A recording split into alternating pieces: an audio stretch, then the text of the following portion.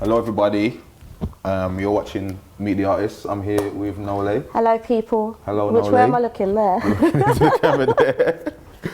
you for coming in, how you doing? Thanks for having me, I'm fine, you? Yeah, I'm cool man. So you travelled all the way from London From London, today yeah. to do this, so Especially to come here. Appreciate you coming up. So big up everybody locked in. Again, this is Meet the Artist Live, so you're watching be83. Don't forget you can at be83 Network and get your questions in using the hashtag #AskTheArtist, and you can ask Nole. You can ask me anything you want, to be quite honest. Whether I answer or not is a different story, but so yeah. There you go, so you can ask anything you want to. We've already got one question in real early from at Woody_0913, and he asks, what projects can we expect from you in 2015, and what artists would you feature on those projects? Okay, I've got a new project coming out on the 30th of January. That's called Holy Sinners. I pushed back the date because I've just signed a publishing deal and I want them to get behind it. Plus I'm getting like some more collaborations from a few people. So far on Holy Sinners, I've got Dot Rotten, P Money, Blacks, and Harry Shotter. I'm talking to Eyes at the moment. I'm gonna put Eyes on there. Yeah man, Eyes is good. And yeah. Eyes is sick. Yeah, but like, I want to do a proper story tune with Eyes though, because I think that's more rather than like a hype tune. I want to do something with a deep subject matter.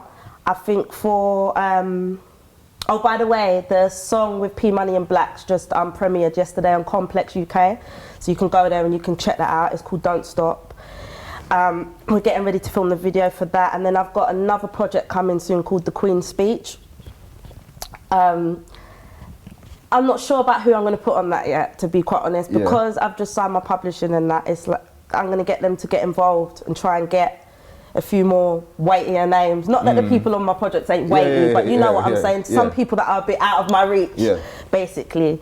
I've got something dropping soon on Akala's new project. We've got a really deep, epic song on that. I can't give too much away about the concept because we spent so long like putting it together, basically. Like we actually wrote out the concept separately before the actual like lyrics. So it's like, so we wrote out kind of like the storyline and everything so that it could help us structure the song so we can get it exactly how we want it. And was it you that kind of suggested that, or was it Akala that suggested? It was Akala. But you see Akala though, he's there, man. Akala is like, it's so refreshing to go into the studio with someone like Akala. Like, to be quite honest, when I went, I wasn't expecting to take away with me what I took with me after being in studio with him. He's very, very, very, very, very knowledgeable.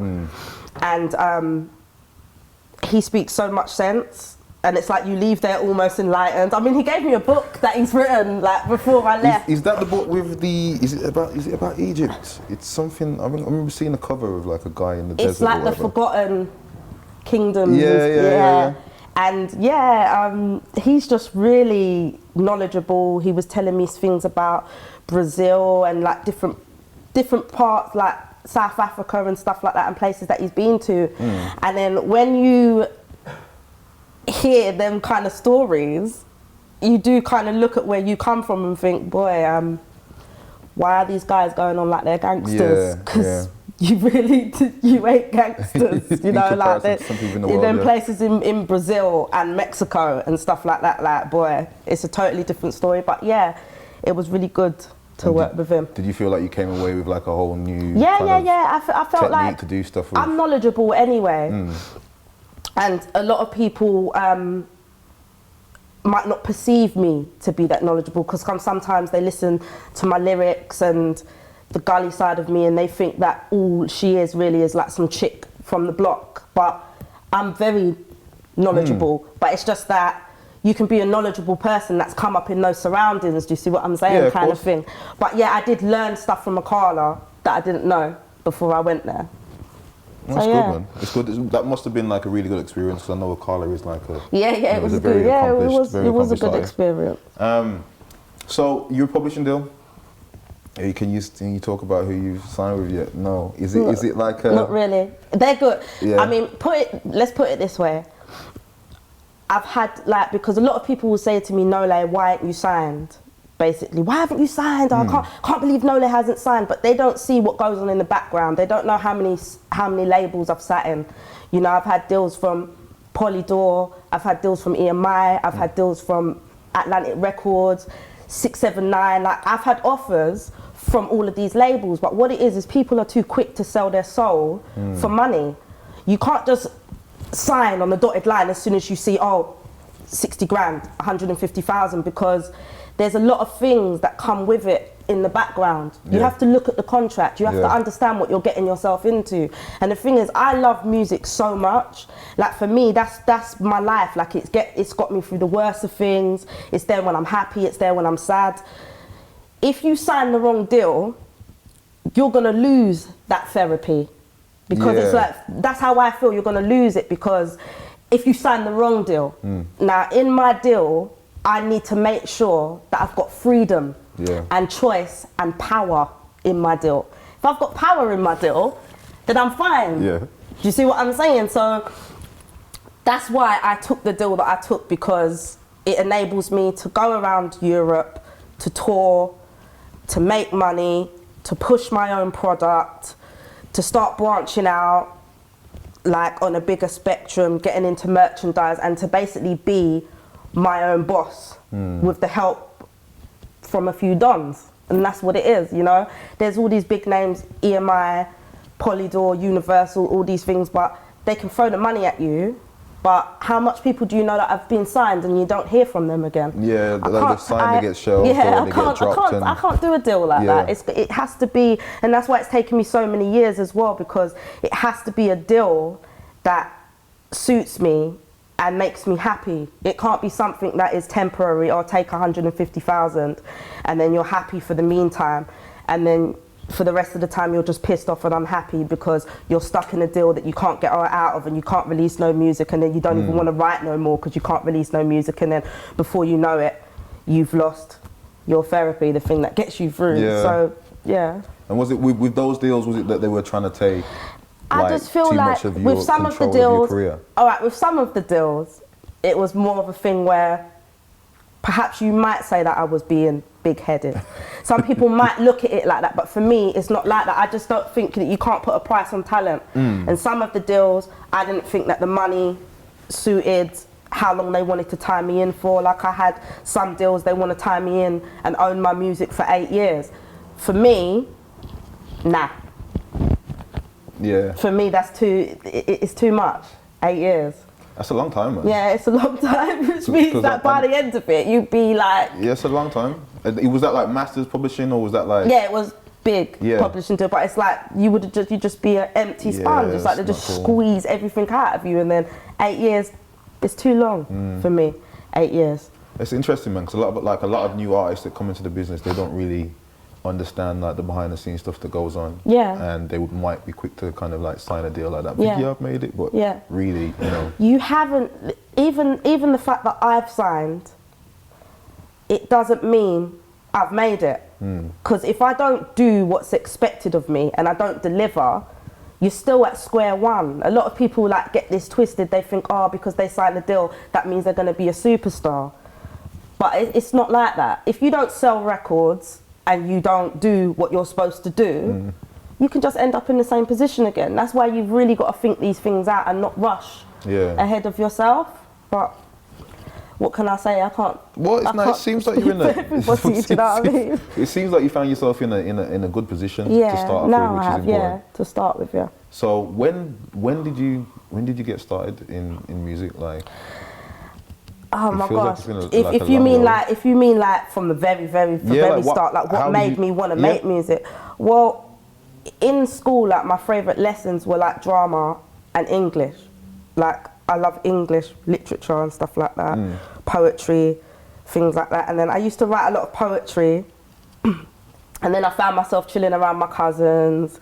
They were rapping and everything, because a lot of people think that I first started to spit over grime, when really and truly I first started to spit over hip hop and drum and bass. That's the first things that I was spitting over in my room. So I just started to adapt my poetry to music. And then one time I was with my friend at my mate's house, this guy called Coxon from Peckham.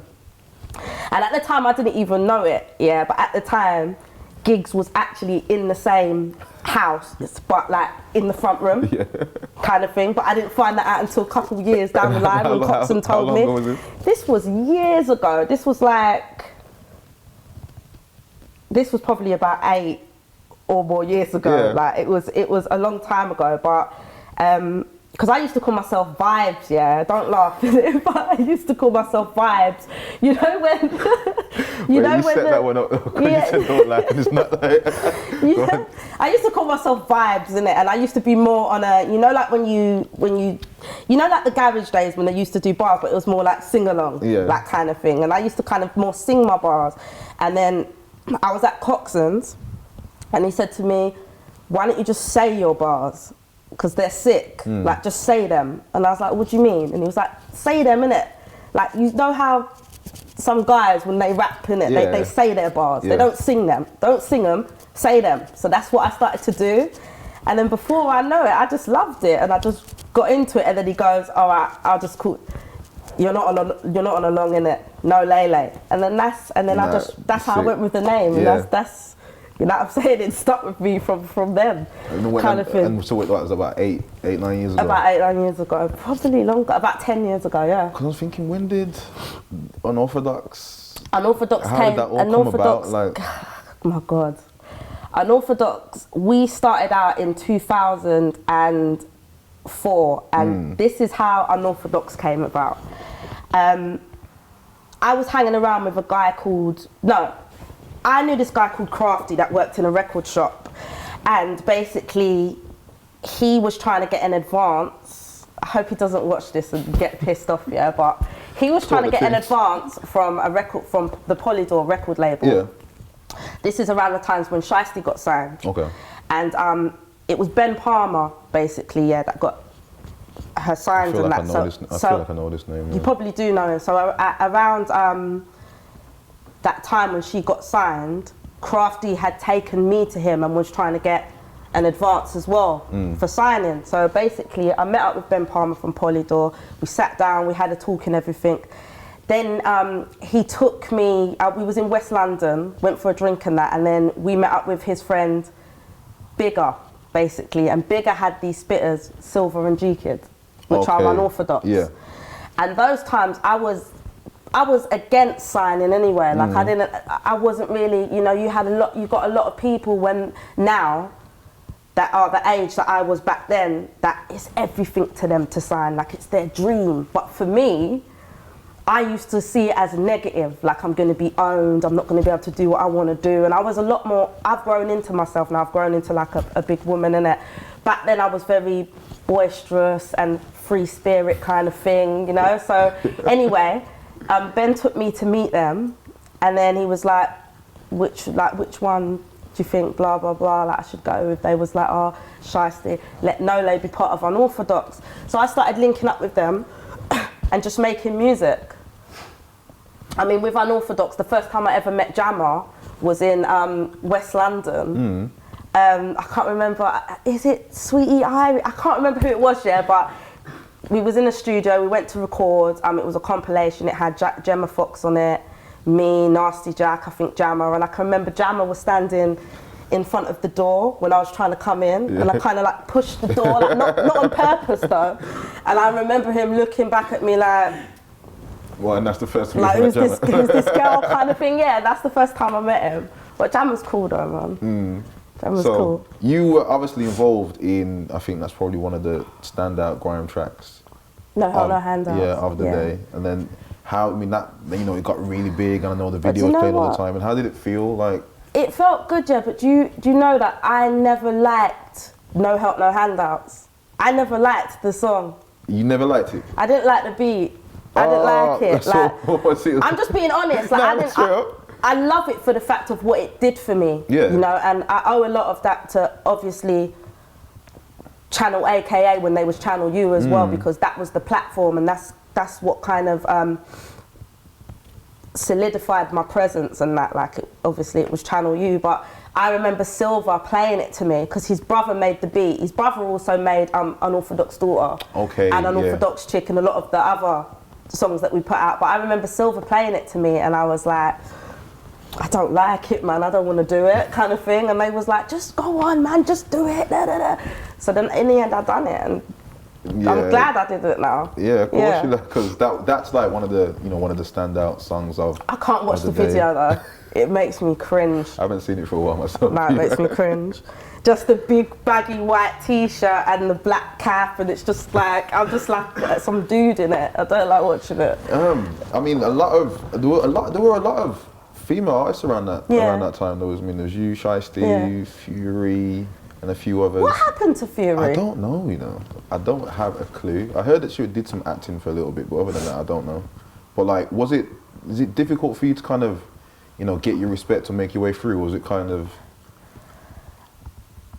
I feel like if the males thought that they might have wanted to make it difficult, but I'm a force to be reckoned with, so it's like they couldn't make it difficult. I don't think that you can make it difficult because I'm good at what I do. So it kind of like, it was kind of hard for them. I mean, I might have got like a little bit of stick when I first came up, but it wasn't enough to affect me and make me feel like I don't belong here or this is super, super hard for me. But I think it's just more of a thing of being good at what you do and walking into a room where there's a lot of male spitters and you can feel the vibe in the air like, oh shit, man, nobody's here, man, kind of thing. Like, and I understand that because it's like, sometimes it's like a girl in it, like going on a pitch full of guys and playing football better than them or giving them a run for their money in football. It's like, obviously it's like a male-dominated field, isn't it? And men, you're a man yourself, so men, they like to be the breadwinners, they like to be, and they don't, so I can understand it, it's a human thing, innit? But I didn't find it that hard to be. I find it more harder as in, sometimes they try to sexually objectify you, if you see what I'm saying. Yeah. And that's why back then I used to wear like a lot of tracksuits and dress really tuggy, because it's like I didn't want them to look at me and see my physical assets first, if you see what I'm saying. I wanted them to listen to what I had to say, and it worked. Yeah. Kind of thing. So, yeah. Because I mean, you can spit, so it's not like you've ever had a problem with that at all. I mean, how do you approach kind of like writing new music, and what inspires you musically? I kind of, more time I write like, it's my life basically that I write about, or I write about other people's lives that are around me. Like it could be, I don't know, it could be a guy that's around me that lives a certain way of life. He might shot, he might, I don't know, he might go to prison, he might be living a certain way, he might have gone through certain things, so I will write it through his eyes kind of thing. So it really and truly, it always boils back down to life. Or sometimes, if it is a tune where it's just stretched, because music's a release for me as well, so sometimes it will just be like just a straight gully tune, do you know what I'm saying, when you're just talking a whole heap of grease and crud, and just hope that your mother doesn't listen to it. But yeah, the way I just approach it is I just write real life stuff. And sometimes I write stuff and it goes away and I put it in my drawer and no one gets to hear it. Because sometimes I'll write that deep, that I'll write so deep and I'll get so lost in my writing and the music.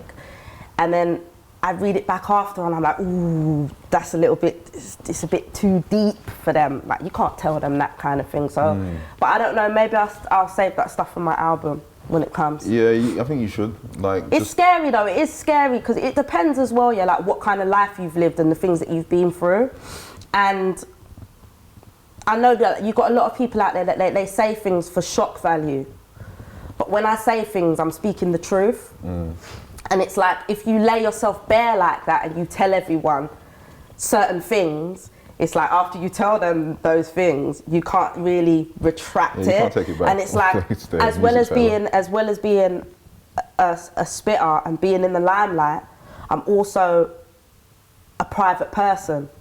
Like, where I live is where I live. I don't like no one coming there. Like, I just, you know, like, I don't like a lot of people on my phone from the scene. Like, I like to have that barrier between the scene, whereas, yeah, we're cool and that, but I'm a private person as well. And I think being such a private person also sometimes can affect the way I write, because it's like, should I tell him that? Yeah, you don't really want I don't know, to put that out kind there. of thing. Yeah, but I think it's all growth, to be quite honest. And I think, like, as time goes on and I start to become a bit more comfortable with certain things, then yeah, I'll let people into that side of things. So how many projects are you deep at the moment in your music career? Oh my God,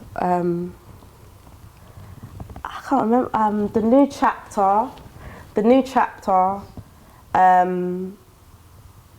new chapter, No Comparisons, Drop Me Out, Big Trouble in Little London, He Said, She Said, I Am Bad, Rebellion.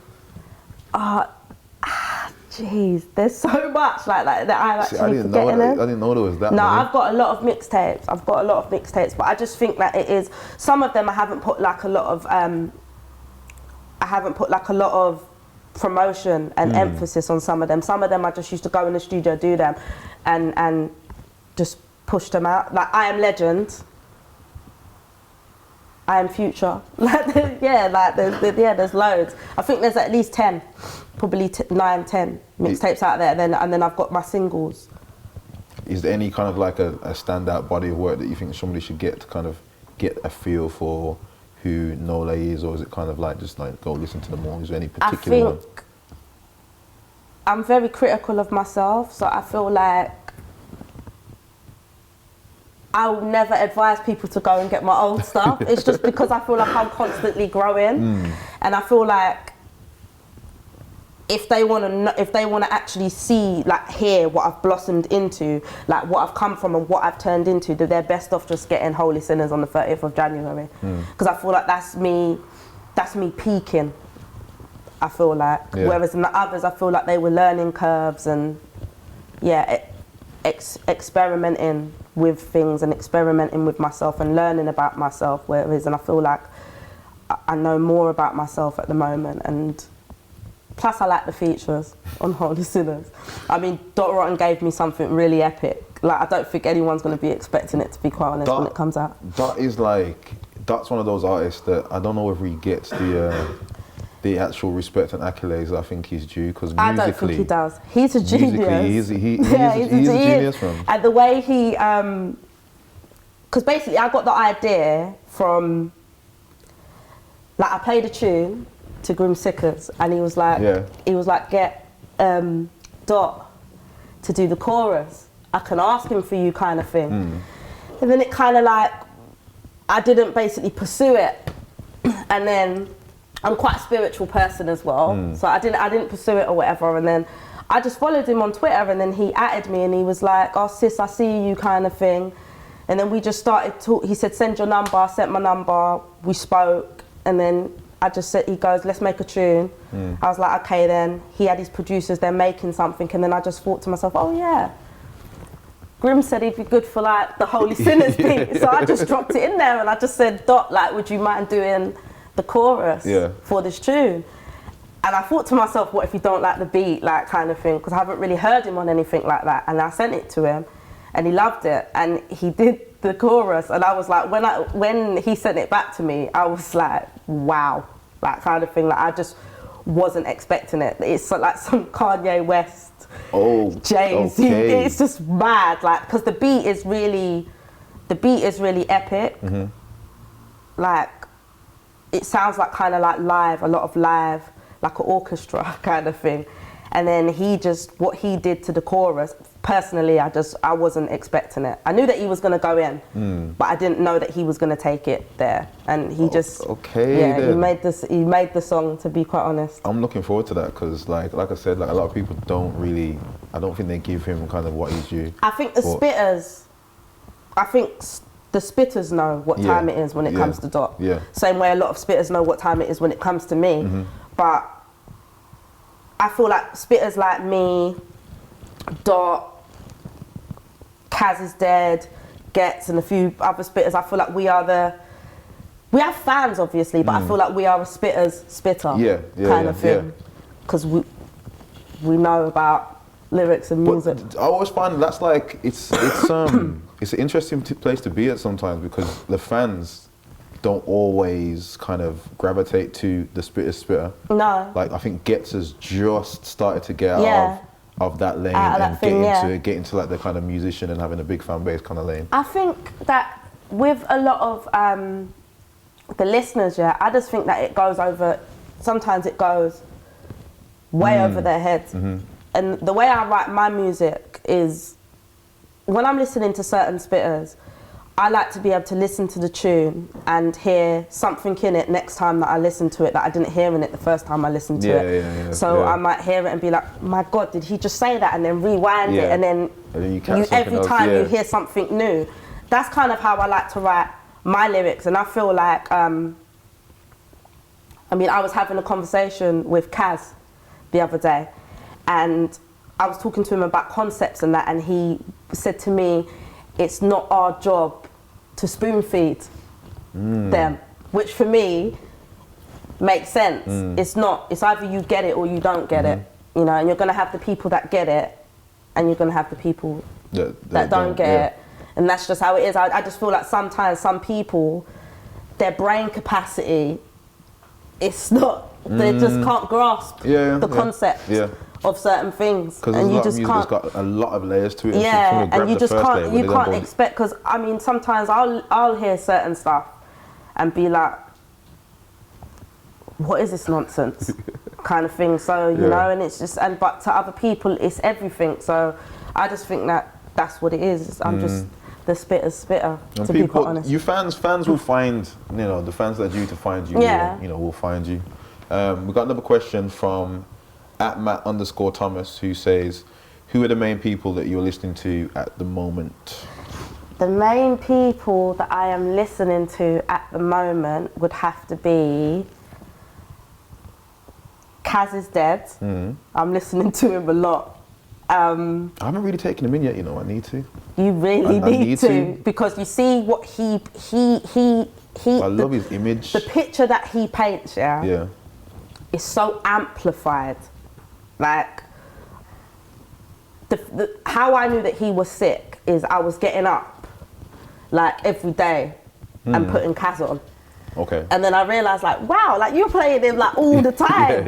And it's just he paints pictures, from a totally different lifestyle, like the drugs culture and the just a totally different lifestyle, and I like that. And it might be too much for some people, but it's honesty in its purest form. That's he's telling his truth, kind of thing, and I respect that. So that's what artists are supposed to do, aren't they? So like, I'd have to say, Kaz is Dead, Dot Rotten, P Money, Grim Sickers. I'm gonna get to Grime in a second. We'll carry on, Because of his growth, as well. Like his work rate, and his growth. Obviously, I've been around him, and I've heard other music that people haven't heard, and because obviously he's seen as a grime MC, innit? But I've heard other music, like I've heard him rap and stuff like that, and I've heard other music and his artistry. I think if he continues to grow, that people are going to be pleasantly surprised. Because I think in this scene sometimes as well, people are too quick to like shut you out, kind of thing. You can't expect everybody to be. I don't know. I can't explain it, like, because obviously when he was on the Gets Momentum thing, you had people complaining about it. Oh really? Yeah, and it's like, what's wrong with you? Like, he deserves to be on it because. What, did they feel like he didn't? He hadn't. I think it was jealousy, to be quite honest. But if someone, there's a lot of talented people out there. They don't do no work. Yeah. So and I feel like he's, you know, he's out there. That's what I'm saying. What do you expect if you're not doing no work? Like, you can't cuss from the sidelines when you're just sitting on your ass and you're not doing no work, kind of thing. But yeah, so Kaz is there, Dot Rotten, Grim Sickers, Bones. My gosh, who else? Have you heard of Rhodes? Nah. They're more like alternative music, because I listen to a lot of... Same, so that's like... I listen to a lot of different kind of music. Like, I'm not the type of person to just sit around all day and listen to grime and listen to hip hop. I like a lot of different music. A lot of different music. So I like Florence, from Florence and the Machine. Yeah. I think she's really, really, really, really talented. Yeah, she got like an epic voice as well. Yeah, I really like her. Who else is there? Alternative music wise. I mean, everybody says Coldplay, but I don't think they really know about Coldplay. Yeah. Like, I've been following them for years. Like Kings of Leon, a lot of people found out about Kings of Leon when they dropped Sex is on Fire, but I had like 4 or 5 albums before Sex is on Fire even came out. That long? They've been out for years. They've been out for ages. Like, and one thing why I like listening to Kings of Leon is the lead singer, Caleb. He, when you listen to their earlier albums and listen to their albums now, you can see how better his voice has got. Yeah. And I like that because it shows growth. And watching another artist grow inspires me. It makes me know that I can also grow. So yeah, like Kings of Leon, The Killers. And I like U2's album that they tried to rape my phone and put U2 and put, you know what? It's on my phone and I still haven't listened to it yet. I recommend that you listen to Iris and Volcano. Okay. Like, yeah, I like them tunes. So you feel like it was okay that they raped your phone now because you got some good music when they first raped my phone, I was thinking, you need to go jail in it. Yeah. Just rape my phone there. But then when I started listening to the songs, I was like, oh, okay, yeah. Beyonce, I don't know, I'm getting a little bit bored of her music now, but I just love the fact that she's a successful black woman doing what she, and do you know what, I'm guilty as well, and loads of people say to me, how can you spit the way you spit and listen to Nicki Minaj? Nicki Minaj ain't good, blah, blah, blah, blah, blah, blah, blah, blah, blah. I like Nicki Minaj. Well, she can spit though. I think she's good. She can spit. I think she's good, but I just think sometimes because she's made tunes like Starships and stuff like that, that people, they're quick to just stamp her out and say that she can't spit. But yeah, like for me, I mean, on Chirac, she made Little Herb look like a fool, in my opinion. So, you know, I like Nicki. I listen to Nicki's music and that. There's just so many, man. Yeah, there is, man. It does seem like you listen to. I have a wide spectrum. I can't stick to just one type of music because I get bored if I do that. And do you feel that helps you like artistically? Yeah, like, definitely, 100%. I feel like it's definitely going to help me with my album as well. It's definitely going to help me with my album. I mean, I was out the other day at Motion, Spyro, and that was playing there, and some guy come up to me and said to me, you just need to just do grime. He said to me, just do grime, that's it. And I know a lot of people, they want me, and I understand why as well. I understand why, because the whole essence of grime, like, because for a little while I come away from it, because I just felt like it had a point where, for me, it deflated, and it wasn't really doing.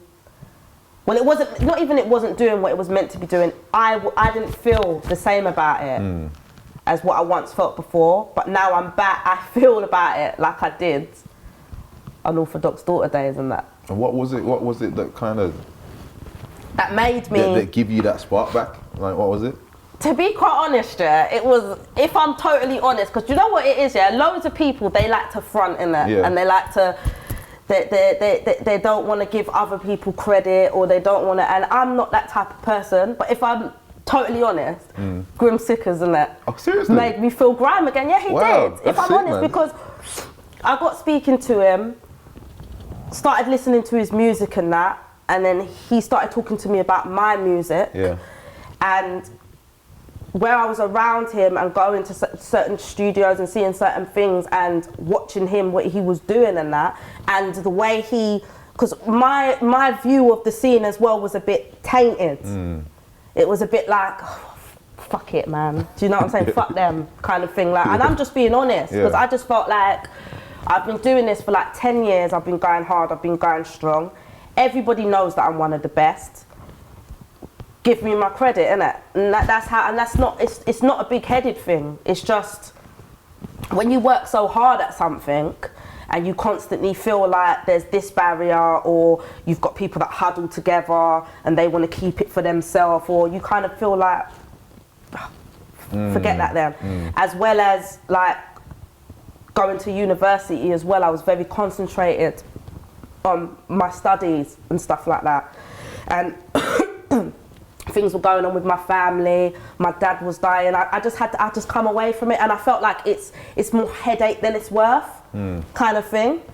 But then like went studio a couple times, and then sometimes I was getting more into the hip hop side of things, and then sometimes I'd be chilling around him and he'd be like, keep going on at me to like spit, like, come on man, just go back to back with me, man, like that kind of thing. And then and then it just kind of, it put me back in that no-lay kind of frame of mind, and I started to listen to it again and love it again, and remember like what grime is actually about. So yeah, it might not just be only Grimsickers, but he was a part of it. Do you see what I'm saying? It's good to be around like new, fresh energy. It is. It's good to be around MCs all together, to be quite honest. And I find myself sometimes, because I'm a female as well, I try my best to be around them, but to not be around them, kind of thing. Because back to the thing where it's a male-dominated scene. Do you know what I'm saying? And it's like, it's only so long that you can be around guys, before they start getting thirsty. Do you know what I mean? And then you just have to kind of but and there was a point, where I didn't like what was going on with grime. I felt like people were making trap and calling it grime. Yeah, that happened for a period of time, and that did happen for a little while. That's what I'm saying. Definitely so it weren't all in my head then. Yeah, no. There was a time when like everything sounded like real trappy, not even like influenced, like actually kind of like it sounded like trap music. It was. I remember like Jammer, Rude Kids, and a few other producers. They had the producer clash, didn't they? It was going around on Twitter. And some of the beats that I was hearing, for me, they were very like they were trap beats. But I feel like it's gone back there again. It's actually grime again. But I come away from grime for a little while as well, because I feel like a lot of people they solely concentrate on the UK. And like from UK is like the size of a state in America. It's like smaller than it can fit into. England can fit into Texas something like 52 times. Just exactly. England on its own. Exactly. So it's a tiny place. Whereas in America, you could be an artist and blow and just live off of one state. Now, I feel like people are very small-minded, as they want to be massive in London, they want to be big in England, but a lot of people weren't hearing from me. But what they didn't understand is I was touring. I was in Europe. I was in Bulgaria. I was in Paris. I was in Croatia, I was in Sweden, you know, Berlin, Amsterdam, Greece, Turkey. Like I was mashing shows out there and doing my thing out there, because I worked with an artist called Tricky. He used to be in the group Massive Attack. Like anybody that doesn't know Tricky needs to kind of question music. So, so basically I'm so glad that you know about him, because sometimes I say to people Tricky and they're like, no, like, they don't know what I'm talking about. Tricky is a legend. He's a legend. I think he's a lot bigger. So you can imagine I was gassed when he contacted me, because his management sent me an email and they was like, I've got an artist called Tricky. He's looking for a female MC for his next album. I've played him the videos of the female MCs that are based in England, and he wants you, and he more so wants you because he wants the strong London accent as well. So I was like, okay, and I heard of him, but I had to go and do my research. And when I went and done my research, I was a bit bummy, like to go. He invented trip up. Yeah.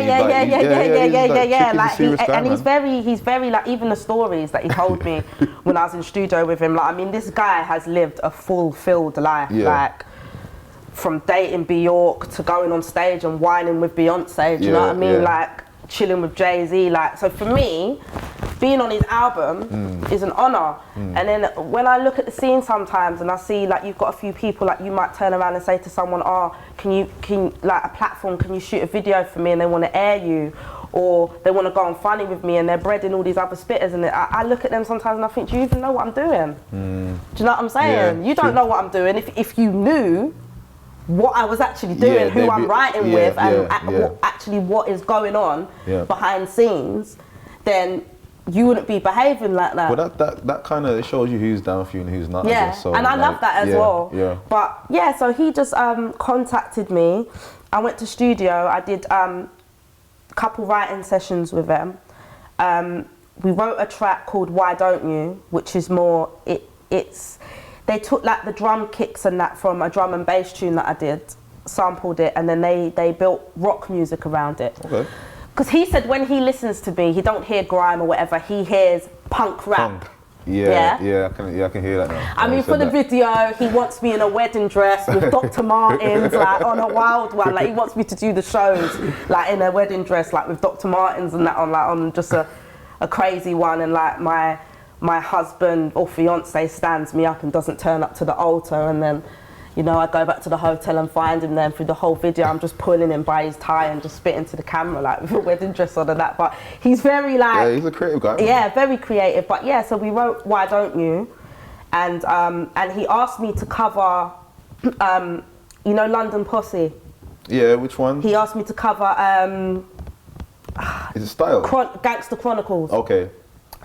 And I really enjoyed, obviously you got Rodney P's verse and you got Bionic, but Bionic, some think they're safe, like the cash in the banks. And I remember doing it and he was like, don't hold back, like proper let your, because sometimes I could be proper in it, but when it comes down to it, I am quite a Because Bionic's accent was real, real. Cockney kind of thing. Yeah, so, I mean, check it out when you get a chance. Like, they filmed it in Bulgaria and I was performing to like 2,000 people, and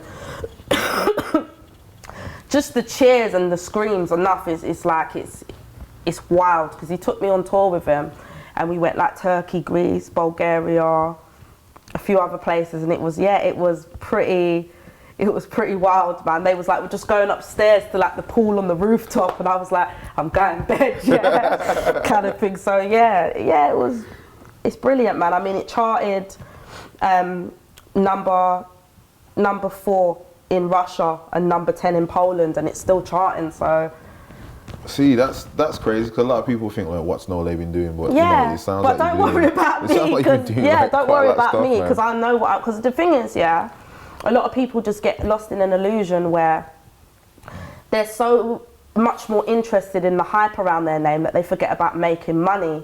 Now, obviously money is the root of all evil, and we'd like to be able to get along and get on with life without money, but you can't survive without money, and you know, you can't do music forever. So you've got to be able to, I'd love to do music forever, but there's going to be a time where we all want to settle down and we can't do music. I mean, you're not going to be 60, 50 years old running around the stage doing music, are you, kind of thing. So I'm trying to build towards something, and I'm trying to leave behind a legacy and have something for my children and my children's children and my children's children's children after that, kind of thing. Like, and have something proper and kind of have money to invest in something, because there's going to be a time when I'm going to want to bring other artists on, and I'm going to want to, that is like my dream as well, like to have a label and to sign some artists and to have a studio and stuff, like where the youngers can actually go to get them off the street and that. And one thing I never want to do, what I wasted a lot of years on,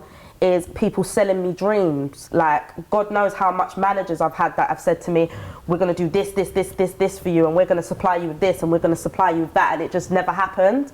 So I want to build towards a point where I'm in a position that when I sit down with a younger and I say to them, I'm going to do this and that for you, I'm actually going to do it, kind of thing. So, yeah. It sounds like you've definitely got a plan, man, which is always good to hear from people, always. For anybody that's watching live, I know there's a few people locked in, you can ask a question at be83 Network or at Despa Stay Fresh, or even ask Nole if... Yeah, at official Nole. And tweet using the hashtag Ask the Artist, and you can ask a question and we'll answer it for you right now. So I'm going to get to Harry Lee Newell. who says, who would you like to work with from Stay Fresh? From Stay Fresh? Yeah. Deadly. Why Deadly? Because he's just good, isn't it? Like, I like him, innit? Like, he's good. Yeah. To cut a long story short, and he makes me get excited, innit? Like, and amped. So, yeah. No, Deadly is that kind of artist, definitely. He definitely is. Wait, who else have we got here? At Matt_Thomas again asks, any young artists coming through that you're feeling right now? Izzy is good. He's kind of jumped out right now, hasn't he? Like, yeah. You know, and plus, do you know what as well, yeah? I had a conversation with him, yeah? And I feel that when you talk to some artists, especially the younger ones coming up, they've got this thing about them where they're kind of up their backside. And it's like, you're just getting started, you need to calm yourself down. Because we've been there, we've done that, we know what time it is kind of thing. And when I spoke to Izzy, it was a breath of fresh air. He's so humble and respectful, and I can just... I've had a couple of brief conversations with him as well, and I think I kind of got that same vibe. Yeah, he's humble, and for me personally, he's humble, he's respectful, and I like that. Plus, he is actually talented. Snowy as well. You know, you don't want to miss anyone out because I don't want to break no hearts, because there's quite a few that I like. Ghostly as well. I like Ghostly. Have you heard of Ghostly? He was on the Blackpin Baggin'. His verse was my favourite one on there. I've listened to that track a few times, but I don't remember the name, so that's kind of my own fault, really. Jams. Yeah. You know, he was at Motion the other day as well on set with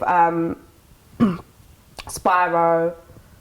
Novelist. There's quite a few, but I mean, more so the ones that I'm proper feeling would have to be Snowy, Ghostly, and Izzy. It's like there is like a whole new batch of youngsters coming up right now, and I don't feel there's been this many. Yeah, I think that's why I like Grime again as well, because I feel like it was getting a bit dead after a while. It was like you're just looking around and seeing the same old faces all the time, but now it's like a breath of fresh air kind of thing.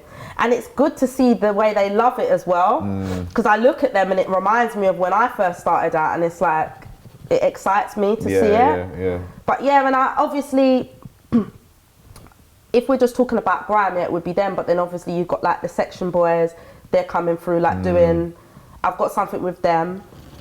I did a verse for them not too long ago, they've got something dropping soon. There's quite a few. No, that's good. That's good. We've got a question from DJ Big Mikey asks, says, when am I getting my next dub plate? that's his question. How about when you saw that Darks, only sent me the beats yesterday? Well, when did he send them to me? Look at me trying to shift the blame. When did he send them to me? It was so funny, He sent them to me a couple days ago.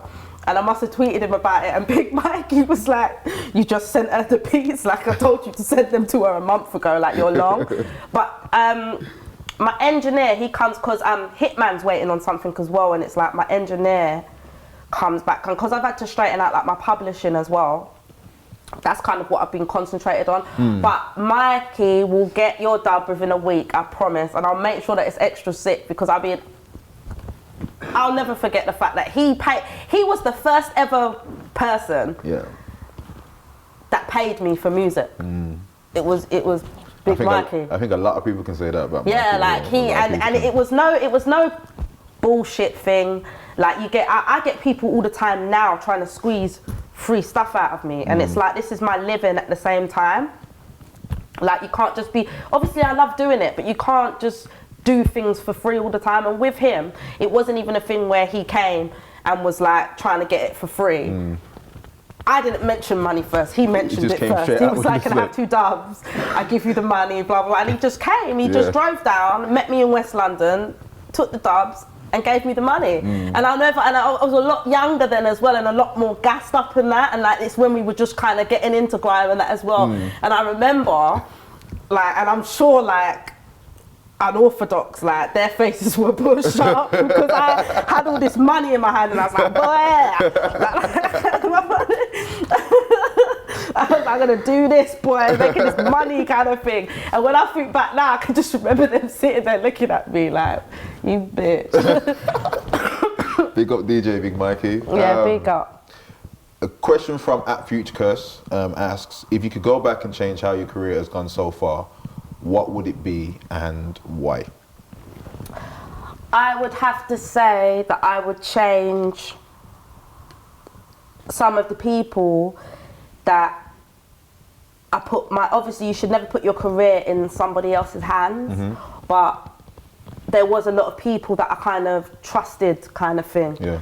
And I did put my career in their hands management wise, and when I look back now, I just wish that I knew then what I know now. Some of the people that I allowed to manage me, I wouldn't have. I would like to change that, to be quite honest. And was it like, the experience is that bad?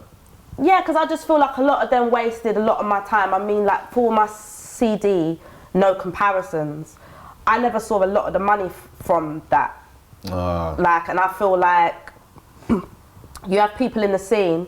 People have to always remember, yeah, that there's two sides to a story. And I think the way people are in this scene is they hear the way I spit sometimes, and they imagine me to be this, to cut a long story short, to be a bit of a bitch kind of thing. But it really isn't that. I'm just an expressionate person, and expressionate people get passion confused with anger and aggression kind of thing.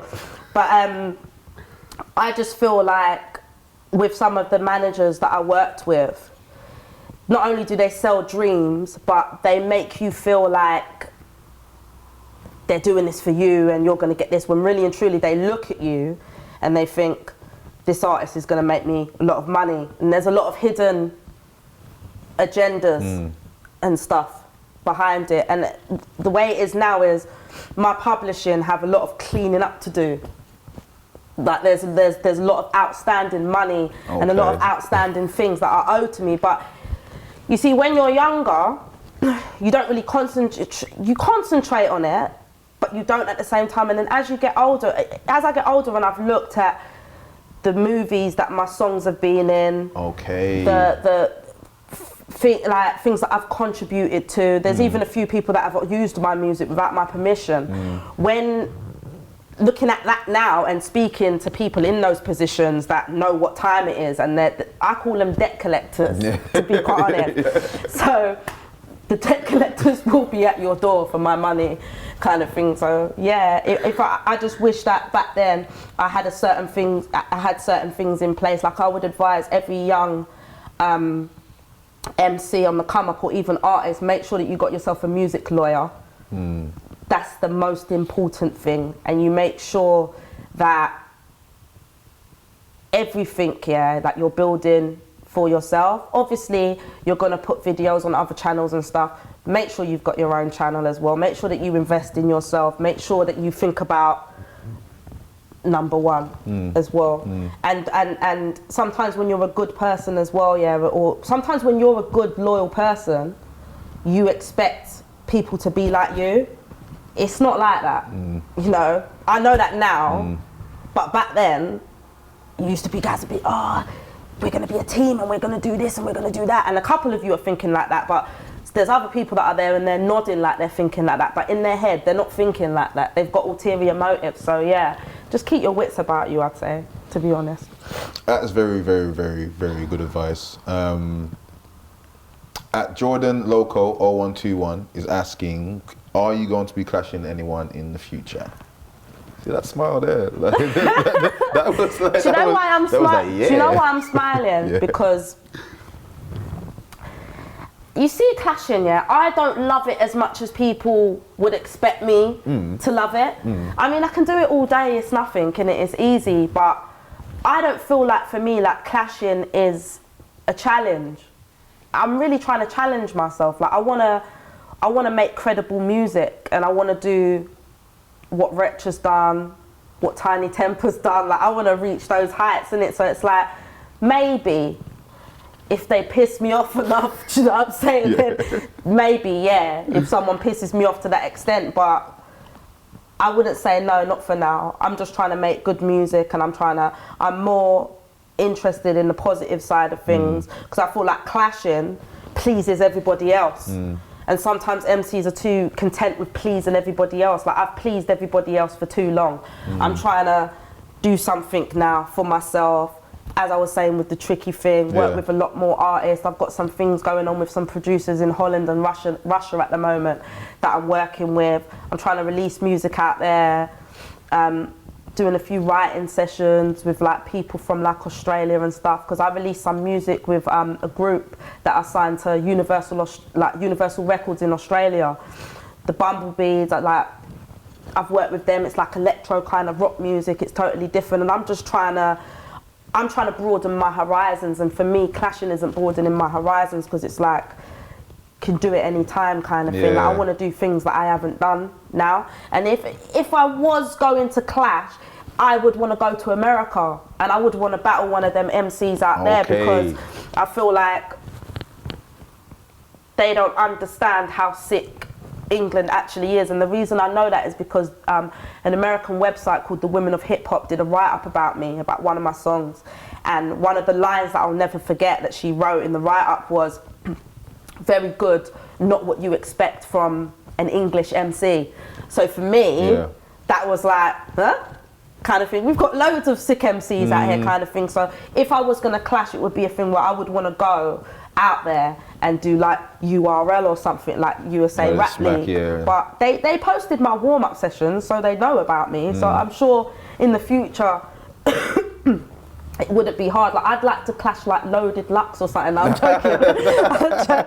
joking. I'm joking. But yeah, maybe in the future, someone in America. That's good, man. I like your take on the thing about clashing. And kind of like coming away from that slightly, because there are people that do spend too long doing that and not building their craft. And the things have been so negative for me for such a long time, even in my personal life. And it's like, is it negative? Not every day negative, do you know what I'm saying? Sometimes can we make money positively? You know, like, why does everything have to be cussing each other off and cussing at each other's mothers and shit to get a name for yourself? Like, if you want to get a name for yourself, why don't you go and do some work? You know, and that's just my take on things at the moment. Courtney F. Photo asks, what did you think of the Cypher last year, and who would you choose? Hi, Courtney. I want my photo shoot still, you know. What's going on with that? And who would you choose for your dream cypher? For my dream cypher? Yeah, who would you choose for your dream cypher? I like that question. For my dream cypher, I'd have me, Big L, Big Pun, Eminem, who else? Eminem, Lauryn Hill. I love Lauryn Hill. Like, I just think like a lot of people sleep on her, but lyrically she is just whoa. Foxy Brown. Who else? Styles P. How could I forget Styles P? Like, I love him so much. Like, for me, Styles P is just, oh my God. Nas, Jay-Z. And then obviously you've got like loads of the English spitters as well. This cypher would go on forever.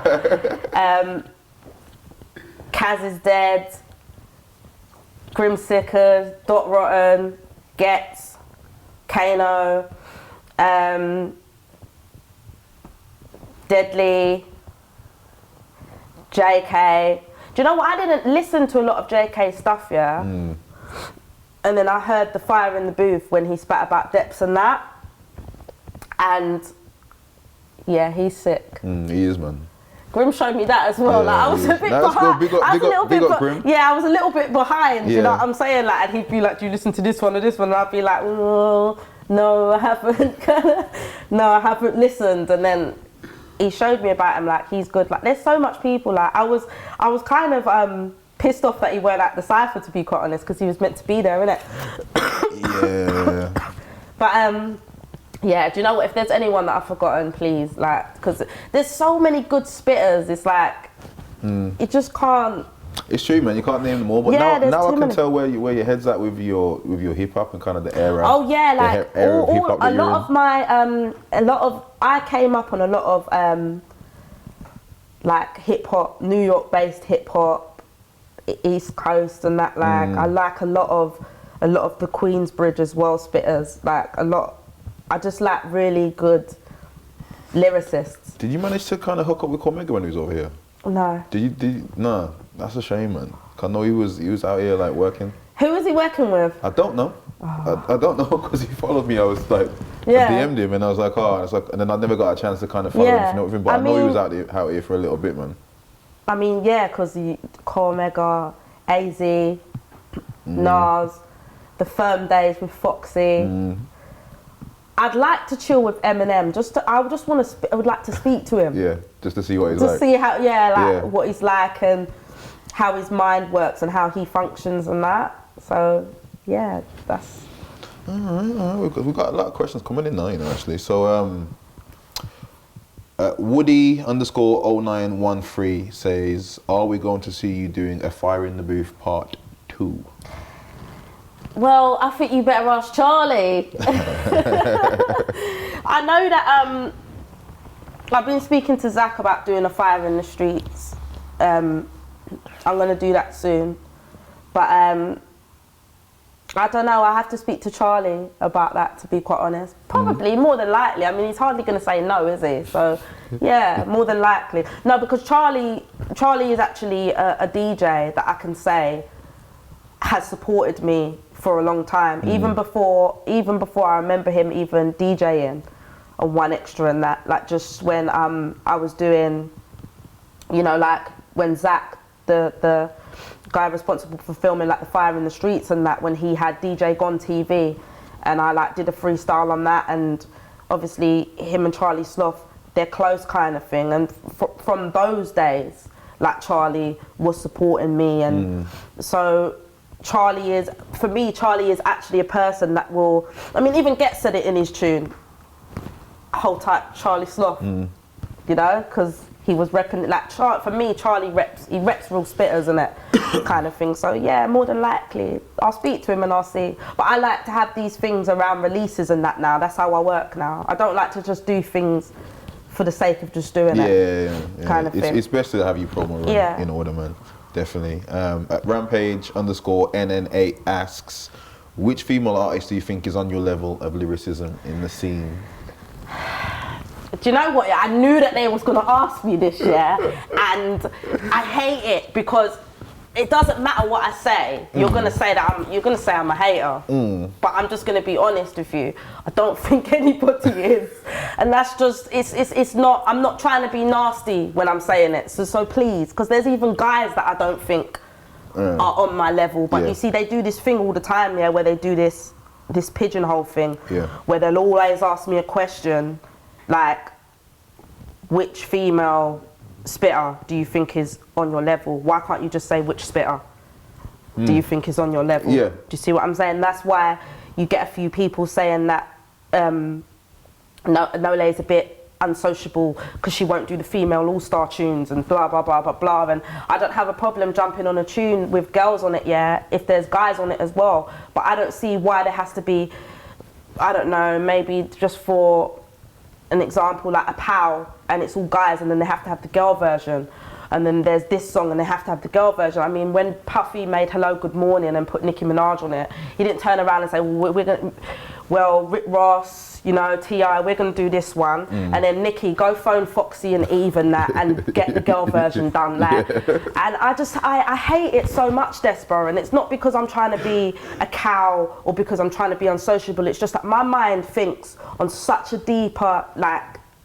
level, and people, I don't know, they might say that I'm a bit of a feminist or call it what you wanna, but for me, I don't think girl power is doing an all-female version to the male track. I feel like girl power is going on the tune with the guys and showing that you are equal in lyricism, and that's why I have that thing where I'm like, nah, I'm not doing the female all-star tune, because that's just the way I see it, because I feel like we pigeonhole ourselves without even realising that we're pigeonholing ourselves, kind of thing.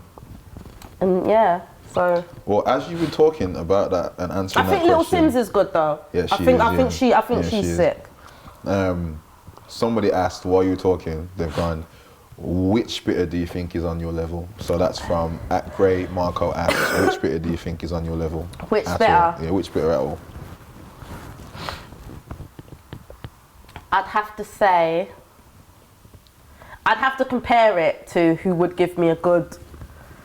I'd have to look at it who would give me a good swing in it, like who would give me a run for my money, basically. And I'd have to say probably Devlin, to be quite honest. And that's only because as well, like I remember being in certain places, like the Top 3 Selected video shoot, or being at Louis White's studio, and Devlin's always been kind of like the only male MC, apart from Grime, the only male MC that would be like, come on man, like go back to back with me kind of thing, and it doesn't feel threatened kind of thing, and we would just go back to back with each other. So yeah, but Kano, Gets, like there's quite a few, to be quite honest. I don't like, do you know what it is as well? Yeah, I need to listen. Sometimes I hate when people try to make me pass judgment on spitters, yeah, or come to a conclusion on spitters where I don't really listen to them.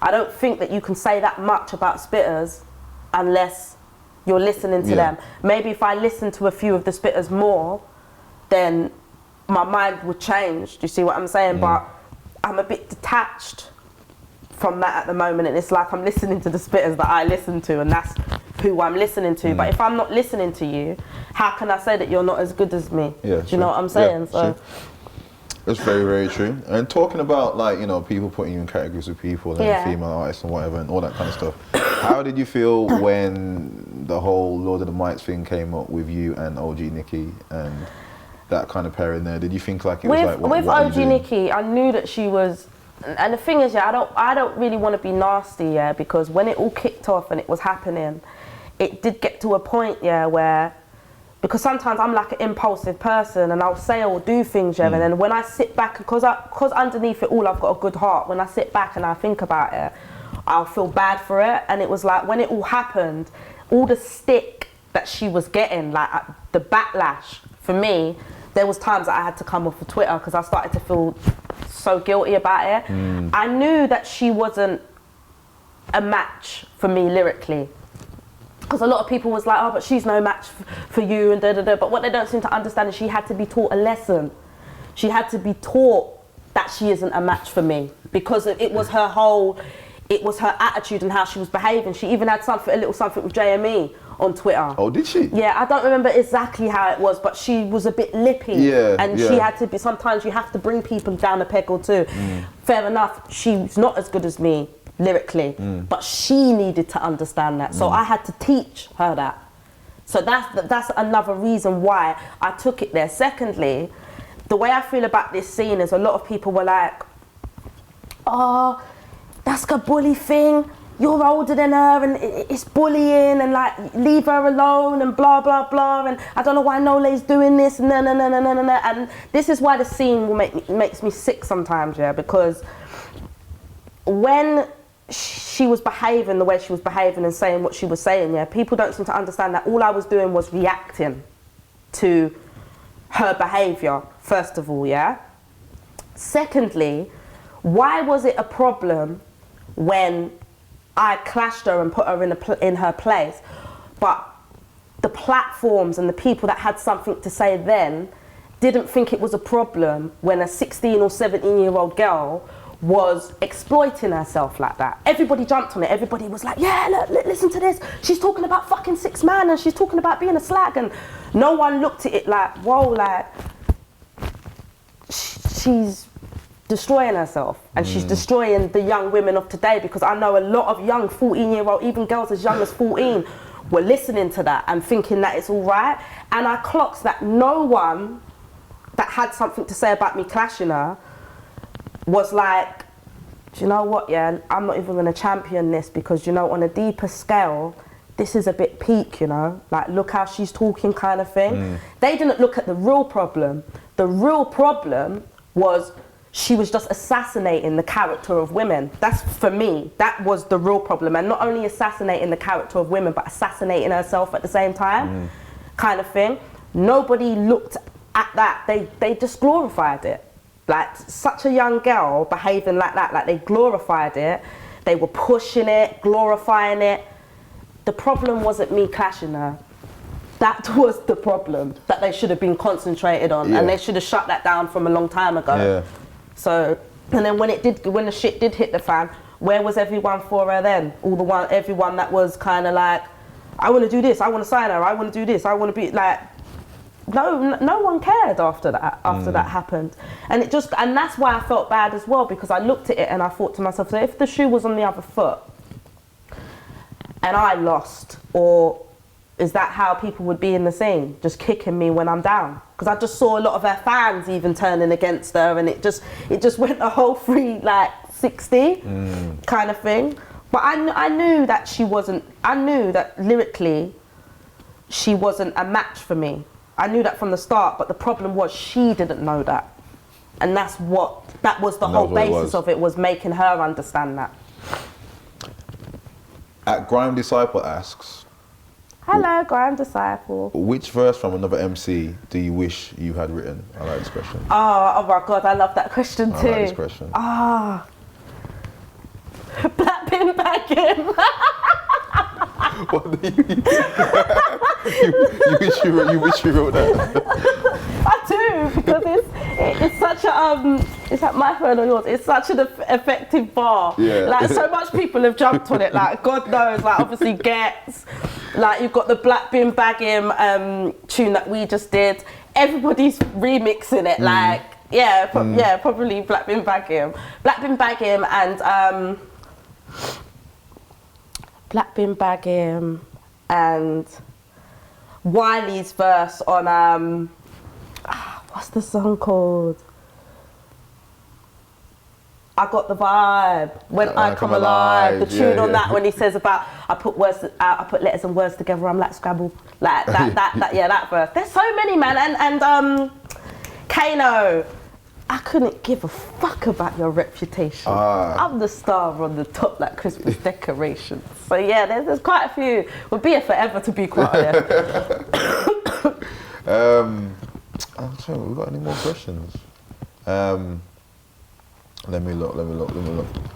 At Lil_Lanzo asked, whatever happened to Unorthodox? I think we covered that earlier, but I don't think we ever covered what happened. Oh, we didn't cover what happened. Do you know what it was? It just got to a point, where I just decided like to branch off as a solo artist, because I just feel like when we first started like doing the music and everything, it was getting to a point where a lot of shows were coming in and things were coming in, and they were booking like Nole and then saying, and it did start breeding a little bit of animosity between it. And it wasn't even just because I'm from South London, what a lot of people don't understand it. I'm from South London, like Fulton Heath, from like where Crepton Conan, like Bonkers, like all them, that kind of side of South London basically. And obviously, like I said earlier, I met Unorthodox through Ben Palmer from Polydor, started to be around them, started to get bookings and certain things, and I just felt like it started to I started to feel like I can't call it jealousy, but I started to feel a bit like, because I filmed Unorthodox Daughter on White City Estate in West London, and there was a few comments flying about like, why is she filming it here, she ain't from here, but the guy that filmed it, Manny Bonet, he's big like in video, like he films a lot of adverts and stuff like that. He filmed like one of Lady Sovereign's videos and a video for MC Dynamite and that. So he was actually born on White City Estate. So that's why I filmed it there. But it just started to get to like, for me it was getting to a point where I felt like I weren't meant to be there, kind of thing. So I thought, I'm not going to hinder myself or try to be part of something, you know. And it also got to, I mean, because if you look back and you look at the tunes, you'll see like Unorthodox, you'll see No Help No Handouts, and then you won't see no other tunes of us all together, but you see Unorthodox Daughter on the first Run the Roads and Unorthodox Chick on the second Run the Roads, and then my drum and bass tune with High Contrast, which is called Unorthodox, and that like Angels and Fly. So it's like, it got to a point where I felt like no one was working and I was carrying the whole group on my shoulders, kind of thing. And it's only so long that you can just be like, I'm an Orthodox daughter, I'm an Orthodox chick, unorthodox. Like, it's like, how many bloody tunes do you want me to make called unorthodox? And it just kind of got to a point where I just had to like branch off and just do what I was doing in the end. There's no love lost there. Like, I don't really see, I saw Silky the other day, Silver's brother. I see him at Fabric. You know, like, I've still got love for him and that. I don't really see, like, Silver. He's like a family man now, like his brother was telling me. Like, I speak to G-Kid now and then, but yeah. Well, I never knew, I didn't know that at all. So it's good to kind of find out the history of how it started and, you know, how it kind and how it finished. How it finished at the same time. But big up everybody that locked in and asked the question. I think that's all. Thank you. All the questions. I'll try and get through them all. Actually, I've got one last question from Ashton Cam. Asks, what's your take on the grime scene in Birmingham and who are you watching from there? My take on the grime scene in Birmingham, it's actually pretty massive, isn't it? It's actually pretty massive, and I think it's big because I think that when it wasn't popping in London, and please no London MCs come to me after and talk no shit to me, because it's like, I just wish people could speak their mind without getting penalised for it. Yeah. I just feel like when it kind of went lukewarm in London and that Birmingham was still breathing life into it, kind of thing, in my opinion. When it comes to MCs in Birmingham, I'd have to say Deadly, Saf, JK, Hitman. Oh, please don't let me forget someone, because you're doing well so far, though. You are doing well so far. Obviously Lady Leisha, but she's been around. She's been around, isn't it, for a bit now.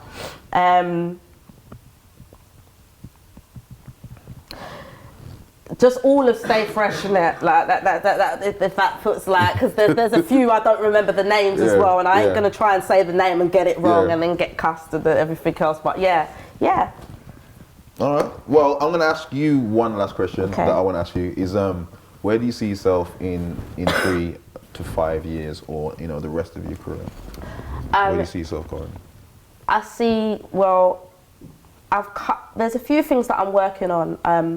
I've just linked up with a girl called Alia, and we're working on a lot of stuff because we've realised that we've got a few links and like a few things that we can bring together. She's got things she can bring to the table that I can't, and I've got things that I can bring to the table that she can't. And I have like a degree in fashion marketing, and I'm currently studying business and advertisement, working towards a degree in that. So there's a lot of things that I hope to have in the future, a channel just like you, and try to get some backing for that, to give like artists a platform. I want to do merchandise, but I don't want it to just be t-shirts and to be simple stuff. Like, I'd actually like to go really deep into it, like, and have perfumes and makeup and my own line of makeup and stuff like that. But I'd say I don't think I'll be in the UK in 3 years. Where do you want to go?